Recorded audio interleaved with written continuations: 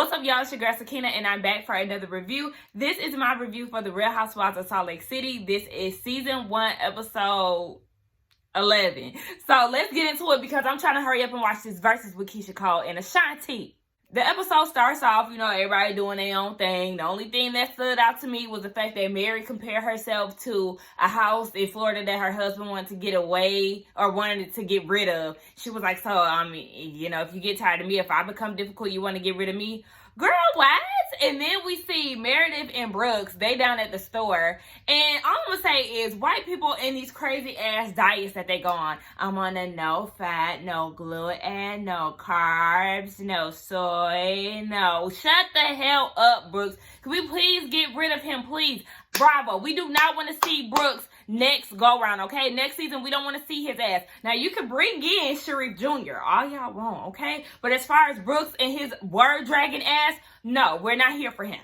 Now we get over to Whitney, and she's at the house. She's getting ready to have dinner with her family, 2 of her siblings and her dad. Her brother Will, remember we seen him early on in the season. He's coming over, and their sister, Shaylee. Yeah, I got a cousin named Shaylee. Her sister, Shaylee, is coming over. Whitney gave us a little background about Shaylee and the dad. Their dynamic is no good because once he became an addict, Shaylee wanted nothing to do with him. But, she's open to going to this dinner. So she said it's been 10 years since all 4 of them have sat down. And I was like, damn, okay, I can't imagine not, talking to my dad or not seeing him physically for that amount of time. Or, she said just them together. It's been 10 years. But anyway, everybody wants to see his progress. And the thing that stood out to me was the fact that that dog was getting more of a warm welcome than the daddy was. I was like, well, everybody loved this damn dog. What was the dog's name? Rocky? Everybody was showing Rocky ass some love. Everybody also kept saying that the daddy looked good, and I'm just like, maybe he looked better than before. We ain't see him 10 years ago or whatever. So maybe he does look better. Y'all know how I feel about that rock band ass haircut of his. And even when they complimented him for the second time, he was like, y'all sure? Because, yeah, I was feeling the same way. Like, y'all sure? Because I'm not really feeling this look. He looked a little tired to me and a little makeover do for me. But when they were sitting down eating, he did say that he appreciates everybody showing up. And he feels like they're showing vulnerability for being there. Will is saying, look, we heard you say all these nice pleasantries in the past. He all about that action, okay? He want to see daddy improve. He don't want to hear all that yap, yap, yap. Baby, I'm going to need you to show and prove. Then we see Sharif, Jen, Heather, and Sharif's best friend go on a double date. And this is Jen's way of trying to make it up to Heather. When they went into the hot tub last week at the spa, Heather was saying that, she feels like Jen wants to choose the brunettes over her and all of that. So Jen is trying to make it up to her by giving her a big black ass man. And I'm like, oh, okay, this what we doing? Okay. Listen, his name is Big Easy or Big Daddy, one of them. Either way, Big Boy, in the words of Giselle, is tall, dark, handsome, and alive. All things that Heather wants. Y'all know how I feel about that. Heather is my favorite. However, I do not like the idea of black men being in a majority white household. Absolutely not. I feel like a black man should not be the minority in his home. So I'm not here for that. Okay. So Heather, I'm going to need you to go ahead and get off of that black man fetish and go ahead and find you a nice, wholesome white man. But besides that, Big Easy is not her type any damn way, okay? She trying to get drunk. Y'all know how Heather love to drink. Big Easy is ordering a damn Shirley Temple. I said, what? Not the cranberry and orange juice combo. What? And then Jen is trying to sell Heather. Like, she's trying to big up her girl. Like, my girl do this, and that. And big boy is talking about, oh, hold on, wait. I know there ain't no damn carrot in my drink.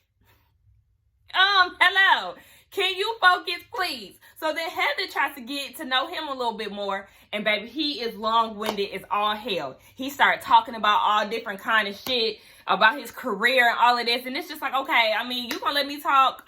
They start giving us a time lapse of how long this nigga been talking. And it's like, sir, wrap this shit up. Because, we trying to get to know other people. We ain't got time to hear your stories all day.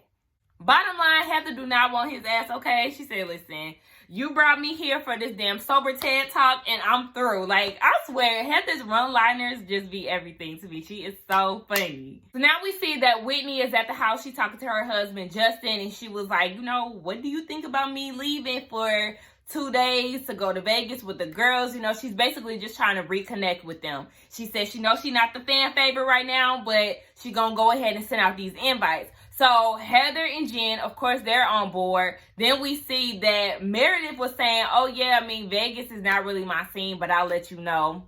Heather says she don't know. She gonna have to think about it. I said, baby, one thing about them brunettes, these hoes boring. Like, I don't know if I want to see them next year because they have nothing to offer at this point.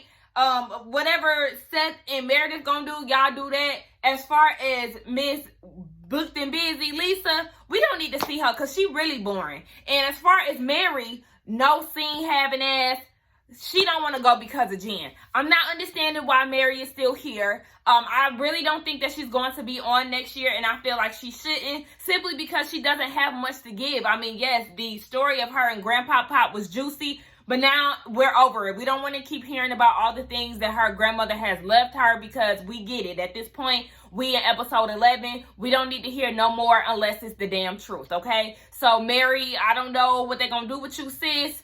But the girls ain't even filming with you separately. Outside of this whole you and Jen beef, they ain't really fucking with you. And that's what I'm saying. Y'all really not Mary's friends. So I'm going to need y'all to stop trying to run with that because it's not true. Y'all showing it. Then the brunettes get on the phone. And Lisa talking about, you know, I just really want an apology. And she just got all this damn heat for Whitney. And I'm like, why don't y'all go to Mary?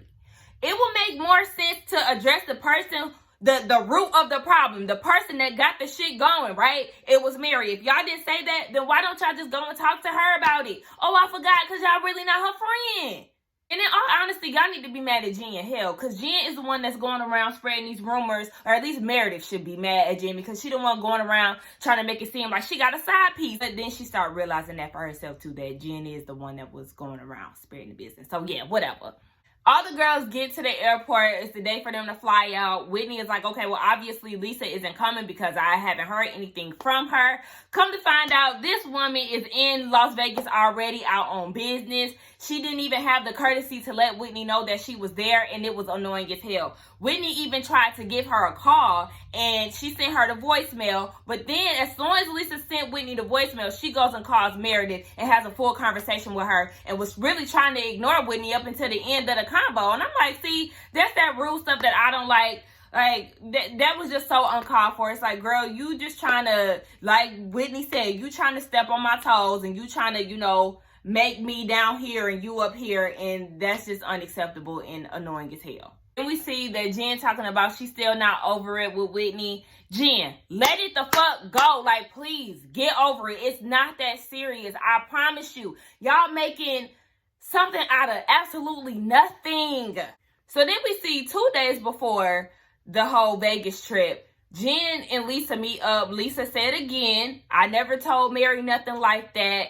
And Jen is in her feelings about the whole Whitney situation and the fact that she brought it up at the party. The whole reason why Lisa wants to go down to Vegas is to confront Whitney about it. But like I said, y'all, it's not that deep. If you want to confront somebody, how about you confront Mary, the one who freaking said it? So then we see that they get down to the hotel, right? And the host, or whatever you want to call him, the greeter, child, he greets them in the most monotone way with some type of poem that was lackluster as fuck. I'm like, wait a minute, this is Vegas. Why are you giving us poetry on a Wednesday night? I need you to be a little live, sir, because this right here, you ain't making me feel warmed and welcome. I'm trying to get lit. I'm trying to get some drinks. Like, sir, this little poem that you giving, flat. We don't want it. Then we see that Whitney is talking about the things that she has planned for the girls. She said, y'all got an hour to get dressed because we're getting ready to go race car racing, right? That's what, yeah, exotic car racing. That's what it's called. But Jen was like, actually, I got a surprise for Heather. And like, if I was going to do it, now would be the time. Like, I do apologize about that. Whitney feels some type of way about it because she's like, damn, if we were all going to be split up, we could stay in Salt Lake City for all of that. Because, I mean, what's the point of going on the trip and we all going to be scattered everywhere? But she really mad because she doesn't want to be the only one with the brunettes. And I understand that, okay? The brunettes are not feeling her. And for y'all to just, do some spare of the moment type shit, listen, you're going to have to let me know. Because, of course, as the host, we're going to have some stuff planned. So I feel her when she said that, listen, if we was going to be scattered and not doing group things, we could have stayed our asses at home. So then we see the brunettes in the room and they having a conversation. Of course, Lisa basically just trying to stunt, trying to have control over the situation as far as, going out to Vegas without letting Whitney know and all this extra. And then she said that she tried to make it seem like Whitney has a problem with her. Now, Bravo did all these flashbacks, I guess, to further prove her point. But to me, it's like, no, really, Lisa, it's you who have the problem with, neither one of them like each other for real. But I just feel like it's Lisa that's really doing a lot of this. Like, you got upset with Whitney because she told you how your workers were at her party, and that was just like it from there. And y'all just been throwing shade at each other ever since then. So, y'all really don't like each other, to be honest. But I just feel like, Lisa, you trying to play victim, and you ain't no victim, sis. She said that she really wants...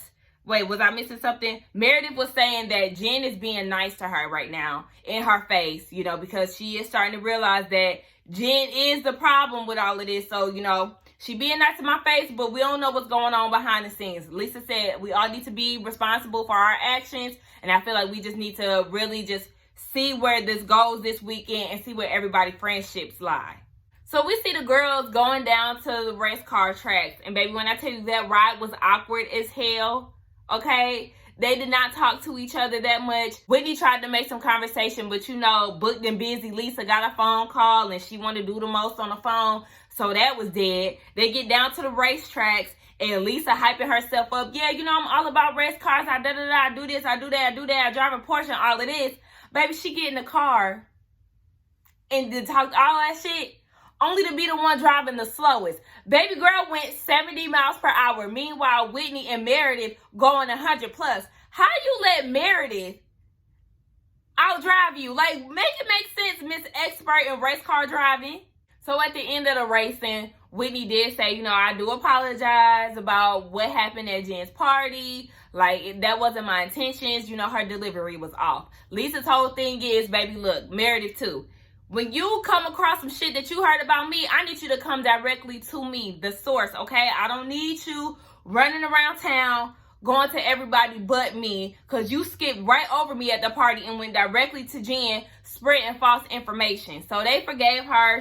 Lisa said that she is a forgiving person, and they just want to move on. So I was fine with that. Now we see that Heather and Jen, they go off to the surprise. And what the surprise is a luxury shoe shopping spree. And I said, come on, I'm here for all of that, okay? That's what's up. And that was her way of making it up for the big boy, Big Daddy, Big Easy, whatever his name, that whole experience, and wasted her time. So I was here for that. I said, okay, Jen, if this how you gonna treat your friends, then I'm here for it. But then she quickly ruined it. Now, one thing about it, I was cracking the hell up when Jen fell off that damn bar trying to be sexy, taking the pictures. Now, the pictures would have been cute. They were cute because she was taking the pictures. But when she got up and was doing the most and she fell off that bitch, I was cracking.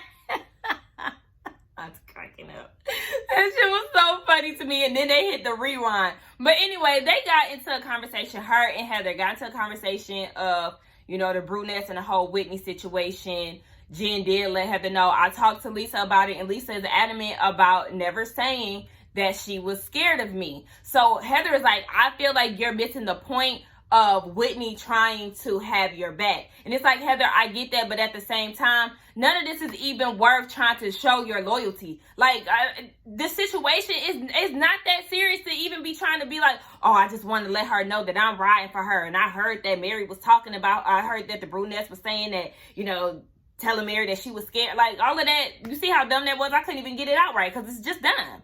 Jen's whole thing is, look, Whitney can't be coming out here spreading information and not giving it closure. Like, you can't just throw shit in the air and be like, all right, now I'm just playing, I'm kidding. And in that instance, I felt Jen like, okay, that's true. But at the same time, it don't matter when the story don't hold no damn weight. Like I said, this story is so stupid, it don't even matter what the conclusion is because it's stupid. It's so childish, it does not make sense.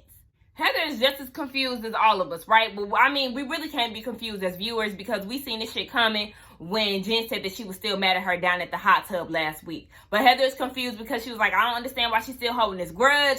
Last time I checked, y'all was hugging it out, so why are we here today? So then Jen goes into the bullshit, okay? What she say? She said that she's still hurt that Whitney didn't seal the deal on the story. And I put quotations around hurt, because you ain't hurt, girl. What the hell is you talking about? You are perfectly okay. So then Heather was like, okay, are you blaming her for throwing the glass?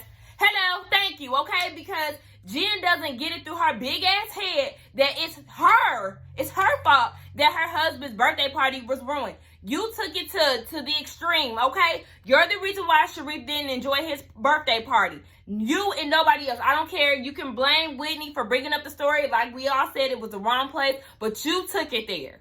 So then I got a few quotes when it comes down to Jen, right? Because she goes and tells Heather, I don't understand why it's so confusing to you. She said, in her confessional, she said, I've gone out of my way for Heather, and I don't understand why she's not feeling the pain that I'm feeling.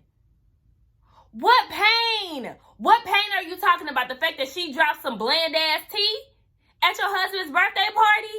That's the pain that you're talking about?